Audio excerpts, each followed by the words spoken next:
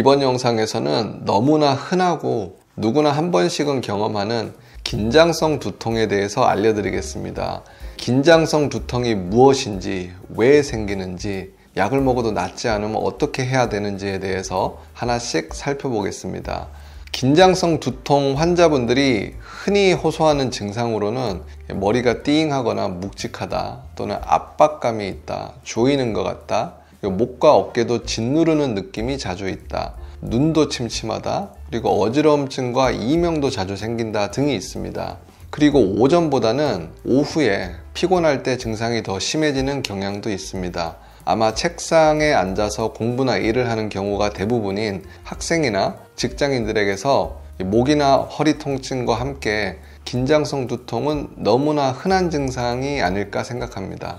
교과서에서는 두통을 종류별로 분류를 해 두었습니다. 간단히 설명드리면 두통을 유발하는 원인 질환이 있는 경우를 2차성 두통이라고 정의하고요.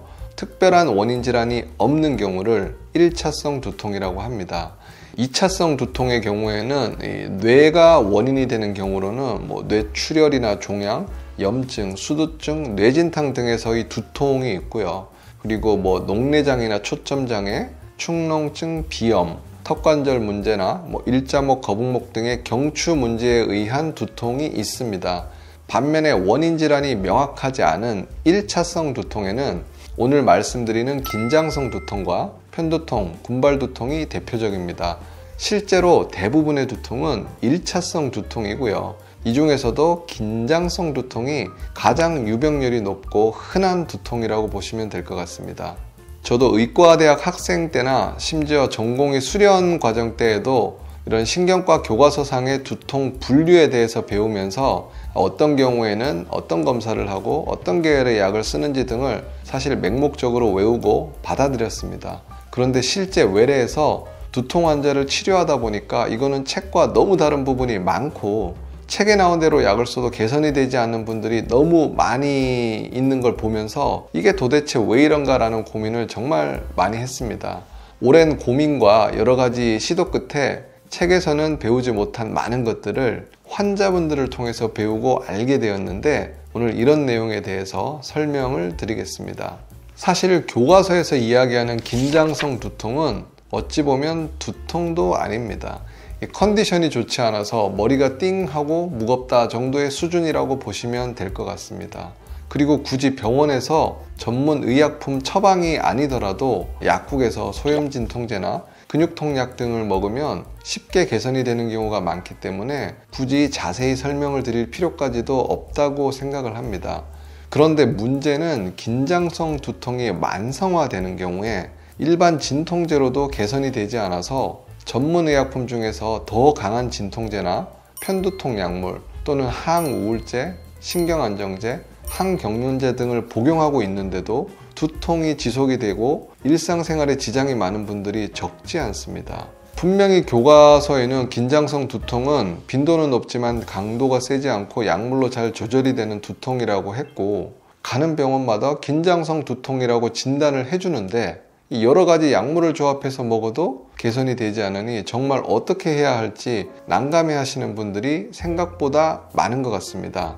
왜 이런 일이 생기고 그럼 도대체 어떻게 해야 되는 걸까요? 제가 생각하는 두 가지 이유와 대안을 알려드리겠습니다. 첫 번째는 약을 먹어도 잘 듣지 않는 두통은 교과서상의 분류와 달리 복잡한 기전으로 복합적으로 발생한다는 것입니다. 이 말은 긴장성 두통, 편두통처럼 나의 두통을 특정화할 수 없다는 의미입니다. 그래서 교과서상의 분류에 맞추어서 약을 처방했는데도 두통 개선이 잘 되지 않는 경우가 생기는 것입니다. 실제로 긴장성 두통 진단을 받고 만성적으로 두통을 달고 사는 환자들을 보면 긴장성 두통만 있는 것이 아니라 편두통 등의 혈관성 두통과 경추성 두통이 섞여서 함께 복합적으로 발생하는 경우가 많습니다.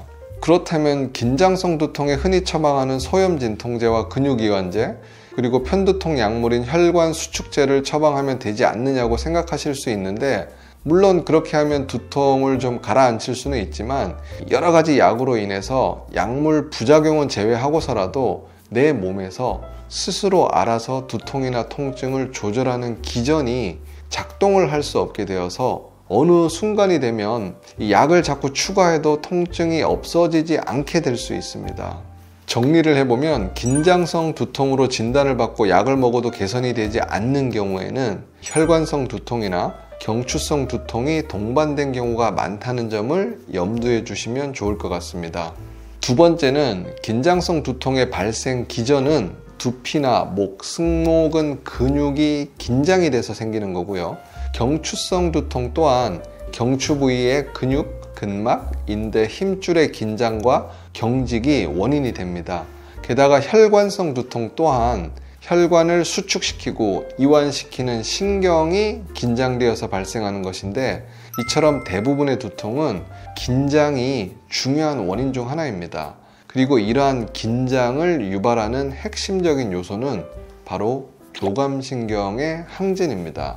앞 영상에서도 말씀을 간단히 드렸는데요. 이 머리에 통증을 느끼는 대표적인 두 종류의 신경이 후두신경과 3차 신경입니다.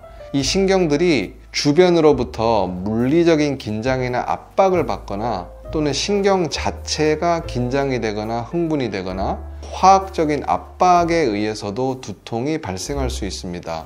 그런데 물리적인 압박은 해소가 되게 되면 두통이 줄어들지만, 화학적인 압박은 일시적으로 해소가 된다고 하더라도 신경의 신호전달 과정에 내재화가 되어 있어서 악순환의 고리가 생기기 때문에 자꾸 재발을 하고 치료가 더 힘들어지는 것입니다.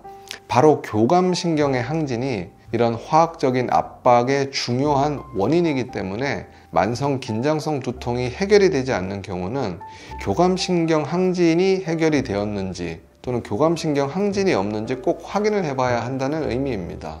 이것은 비단 긴장성 두통에만 국한되는 것이 아니라 대부분의 난치성 통증에 공통적으로 적용되는 내용이라고 생각합니다. 교감신경 항진을 동반한 긴장성 두통이 만성화되는 경우가 많다고 말씀을 드렸는데요. 이 경우에는 두통뿐 아니라 가슴이 답답하거나 두근거리거나 명치가 답답한 느낌 또는 막힌 느낌, 소화불량 증상이 동반되는 경우도 흔합니다. 또는 안면이나 뇌로의 혈류 저하가 생겨서 어지러움증이나 현기증, 이명뿐 아니라 눈떨림 증상도 동반되는 경우가 많습니다. 그리고 교감신경 항진을 동반한 만성 긴장형 두통은 집중력, 인지력 저하나 만성 피로를 동반한 브레인포그 증상도 잘 나타날 수 있기 때문에 두통과 함께 내 삶을 너무 피폐하게 만드는 증상들이 복합적으로 그리고 만성적으로 나타날 수 있습니다. 그래서 긴장성 두통의 치료를 할 때 교감신경 항진을 줄여줄 수 있는 약물이나 치료 또는 생활 습관의 병행이 아주 중요할 수 있습니다.